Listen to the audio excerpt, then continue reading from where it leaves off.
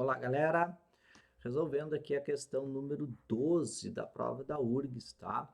Que comenta o seguinte, ó. A área da região compreendida entre os gráficos das funções f de x e g de x, definidas por f de x igual a módulo de x menos 2 mais 1 e g de x igual a menos módulo de x mais 5. Essa é uma questão que, obviamente, exige do candidato, né, conhecer características do gráfico da função modular e saber, né, as translações, né, que tu podes fazer, né, com um gráfico de qualquer função. Quais são os tipos de translações, né, que existem. Bom, então, para facilitar aqui a visualização e ganhar um pouco de tempo, tá? Eu vou considerar aqui o meu fundo quadriculado, tá bem? Assim vai ficar um pouquinho mais fácil de vocês entenderem, tá? Bem, olha só, o que eu vou fazer aqui? Eu vou desenhar um plano cartesiano, né? Um eixo x e um eixo y, tá? Rapidinho aqui. Então, imagina que nós tenhamos aqui o nosso eixo x aqui na linha horizontal, como de característica, e o eixo y aqui na vertical. E preciso que tu lembres qual é o esboço do gráfico da função módulo de x, tá? Se tu lembrares a característica do gráfico do módulo de x, tudo vai ficar mais fácil. O que é a função módulo de x? Pensa no gráfico f de x igual a x apenas, tá? Se fosse f de x igual a x, nós teríamos uma função do primeiro grau, né? Uma função afim em que o b não existe, né? f de x igual a x, no caso, né? Onde o a aqui seria 1. Então, seria uma reta passando pela origem e ela seria crescente, tá? Agora, define-se a função modular f de x igual a módulo de x, tá? Qual é a definição do módulo de x? É o próprio x, caso ele seja um número maior ou igual a zero. E é menos o x caso ele seja um número menor que zero. Essa é a definição do módulo. Então, nós vamos ter aqui duas partes esse gráfico, né? O lado positivo, né? Quando x é maior que zero, e quando x é menor do que zero, tá? Vai ter menos x. Menos x vai ser o gráfico simétrico aqui, só que pelo lado esquerdo, ó. Esse é o esboço do gráfico, tá? Da função modular. É tipo esse Vzinho aí que vocês estão observando, passando pela origem. Se fosse só módulo de x. Mas o problema é que nós temos módulo de x menos 2. O que esse menos 2 vai fazer lá dentro, né, do módulo, né, no gráfico, né? É importante que vocês lembrem o seguinte, quando a gente soma ou subtrai uma constante dentro do x da função, a gente vai fazer o movimento do gráfico, a translação do gráfico horizontalmente. Quando essa constante é negativa, tu vai deslocar esse gráfico, esta quantidade de constante, né, no caso esse 2, só que para o lado positivo. Então, vou trazer aqui para cima, tá? Depois eu vou limpar a parte de baixo aqui, tá? Para abrir espaço, tá? Vocês vão dando pause aí no vídeo depois, tá? O gráfico de módulo de x, tá? Vou fazer por partes o gráfico, por etapas. Como é que ficaria o gráfico da função f de x igual a módulo de x menos 2, tá? Opa, módulo, né? Não é parênteses, professor.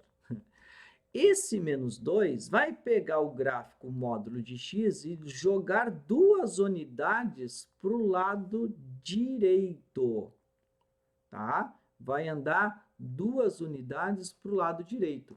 Então, antes o meu gráfico estava passando na origem. Agora ele vai passar no ponto 2, ó. Ele vai andar duas unidadezinhas para a direita.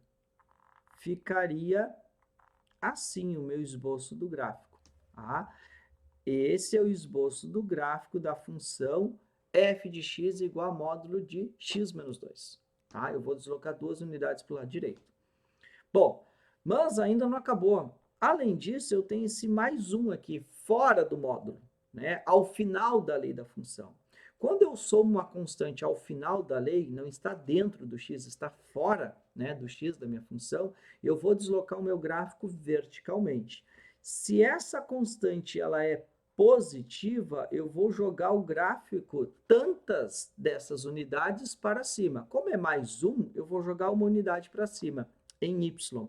Então, aqui, ó, percebam que o meu gráfico, né, em Y, ele é zero, tá? Porque ele está encostando no X. Então, quando eu fizer o esboço do gráfico do módulo de x menos 2 mais 1, eu vou jogar uma unidade para cima. Então, vou apagar a parte de baixo aqui, ó. E agora eu vou desenhar finalmente o esboço do gráfico da f de x real, tá? A função real que ele me deu para f de x. Tá? Então, aqui o nosso eixo x, o nosso eixo y, e o gráfico vai ficar assim, ó. Em x continua sendo 2, só que em y agora vai ser mais 1, né? Assim, ó. Esse é o esboço do gráfico, ó. Esse pontinho aqui, ó, é o par ordenado 2, tá? E 1, ok? Por conta desse mais 1, eu vou fazer a translação do gráfico uma unidade para cima, tá? Então, só para deixar registrado agora aqui, ó, aqui é a nossa função f de x igual a módulo de x menos 2. Deixa eu colocar aqui essa barra mais para o ladinho, ficou muito colada, né? Menos 2 mais 1, tá? Guarda essa informação. E agora nós vamos pensar, vou apagar aqui do lado direito também, vamos pensar como é que ficaria o gráfico, né, desta g de x. Ó. Começa com menos módulo de x. Bom, voltamos lá, tá? Vou fazer aqui em cima, ó. A nossa referência é módulo de x, certo? A nossa referência é o módulo de x. A gente viu que o módulo de x é aquele Vzinho ali, ó, passando pela origem, certo? Menos módulo de x, vou fazer certinho aqui, menos módulo de x, né, esse negativo na frente vai rebater o gráfico para baixo. Então, ficaria assim, menos módulo de x. Tá?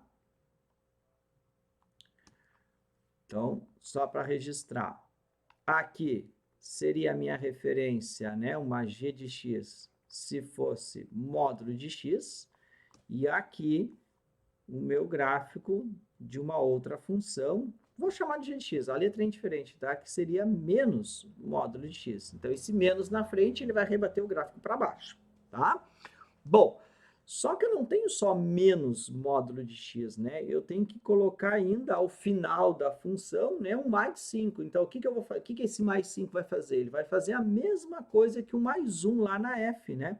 Ele vai pegar esse gráfico e vai jogar 5 unidades para cima. Então, ele vai deslocar 5 unidades em y. Perceba que o gráfico está passando na origem, não vai mais passar na origem, ele vai passar lá em 5. Então, ó, o gráfico vai ficar, né? O gráfico final, né, da minha g de x vai ser assim, ó. Ó, aqui o meu eixo x, o meu eixo y, tá? E aí o gráfico da g de x. Então, vai ser ó, 1, 2, 3, 4, 5. Ó, aqui vai ser o par ordenado, né, 0 e 5. Tá? Então, ele vai fazer isso, ó. Não importa onde é que ele vai passar aqui em x, né?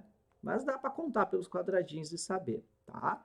Certo? Vou até aumentar aqui, ó, o gráfico, né, da minha o meu eixo x, ó, para ficar mais perfeitinho aqui. Só que o meu, já tá bom assim, né? Já dá para vocês terem uma ideia aí, tá? Dá para vocês terem uma ideia aí, ok? O que nós temos que fazer, né? A gente tem que achar a área compreendida entre os gráficos das funções f e g. Então, a gente tem que colocar esses dois gráficos no mesmo plano cartesiano, tá bem? Então, o que eu vou fazer? Eu vou apagar agora aqui, tá? Vou apagar aqui, tá? E vou desenhar agora, tá? O meu eixo y aqui, ó. Tá? Meu eixo x aqui, tá? Para cá também. Vou desenhar inicialmente o gráfico aí da g de x, né? Esse aqui é o gráfico da g de x, esse é o gráfico original, tá? G de x igual a menos módulo de x mais 5. Eu preciso dele. Então, 1, 2, 3, 4, 5. Então, vai ficar assim, tá? Aí, ó, agora fazer ele bem bonito aqui, ó. Tá? E agora eu vou colocar o gráfico da f no mesmo, ó. Pegar o par ordenado 2, tá? E 1. Ó, tá aí, tá? Vamos anotar aqui direitinho, ó. Aqui é o par ordenado 2 e 1, tá? Ó, aqui, ó. Tá? E aqui é o meu 5. Tá? Acho que agora tá bem nítido, daí, bem nítida, né? Aí a região compreendida entre os dois gráficos. Eu vou apagar agora aqui o que eu não vou mais utilizar, ó. Não preciso mais disso, tá? Para nós enxergarmos aí a área, né, da região compreendida entre os dois gráficos. Na verdade, essa área aqui, ó, que é um retângulo, né, galera? Né? É um retângulo. Eu tenho que achar a área desse retângulo aí, tá? Bom, como é que a gente calcula a área de retângulo, né? A área de retângulo é a base multiplicada pela altura. Concorda comigo? Bom, eu não tenho altura. Não tenho altura, tá? E também não tenho a base, tá? Bom, agora nós vamos, pelo gráfico e pela linha quadriculada, fica fácil perceber, né? Esse aqui é 1, ó, aqui é 3, certo ou não? Ok? Ali é 3. Desenho aqui meu eixo X, né? Ó, deixa eu só tirar aqui os excessos, ó, para vocês verem melhor aqui. Ó, aqui é o meu eixo X, tá? E lá em cima o meu eixo Y, tá? Então, o que que eu vou fazer? Ó? Eu vou calcular por partes. Ah, isso aqui é um retângulo, né? Então, aqui nós temos um triângulo retângulo, certo? E essa medida aqui, ó, ela vale 2, né? Porque do 3 para o 5, né, dá uma distância vertical de 2 unidades.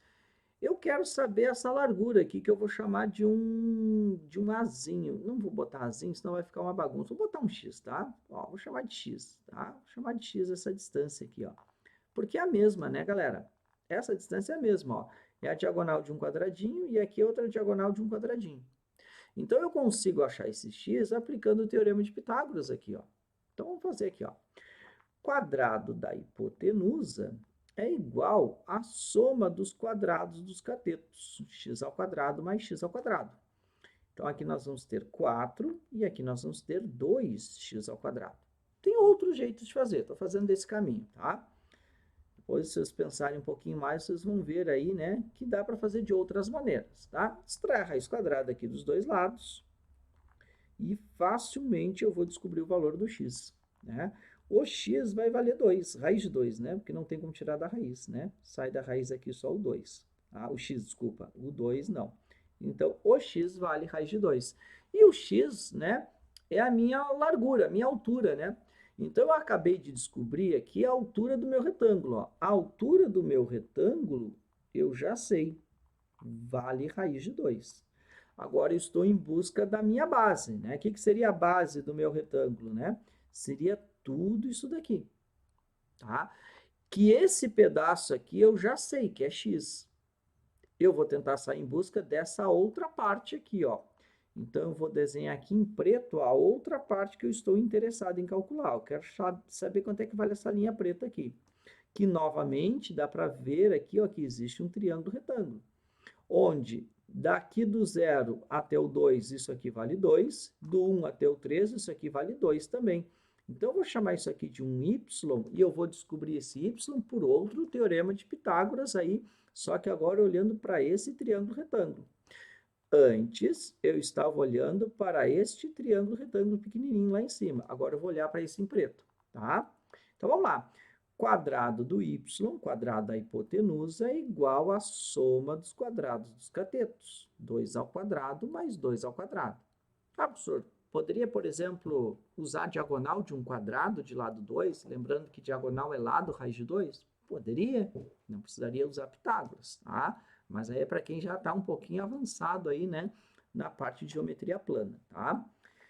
Y ao quadrado igual a 4 mais 4.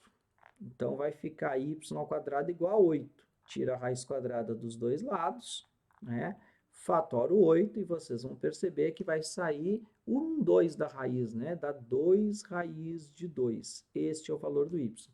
Lembrando que o 8, fatorando ele, né, dá por 2, dá 2, dá por 2.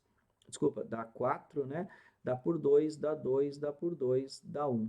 Como está dentro de uma raiz quadrada, né, sai um 2 na raiz e fica outro 2 lá dentro. Eu achei o y.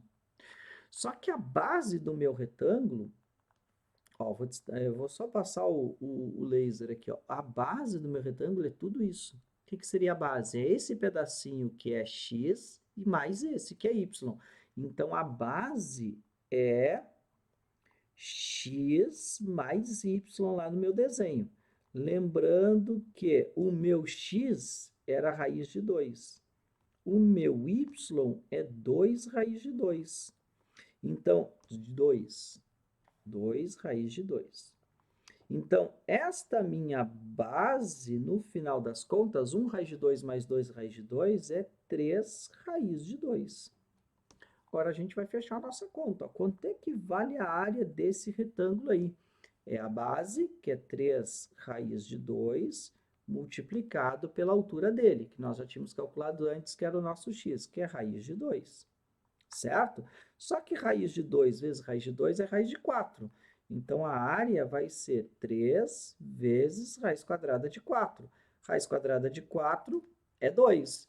Então, a área vai ficar 3 vezes 2. E 3 vezes 2 é 6. Gabarito aí, letra B. Uma questão bem chatinha, porque envolve aí função modular, envolve conhecer gráfico de função modular e também conhecer as translações, né? Quais são os movimentos, né? O que acontece quando eu acrescento uma constante dentro do x da função, que eu vou deslocar o gráfico horizontalmente, e quando eu acrescento uma constante fora da lei da função, fora do x, né? Ao final da lei, que eu vou jogar o gráfico verticalmente. Um grande abraço.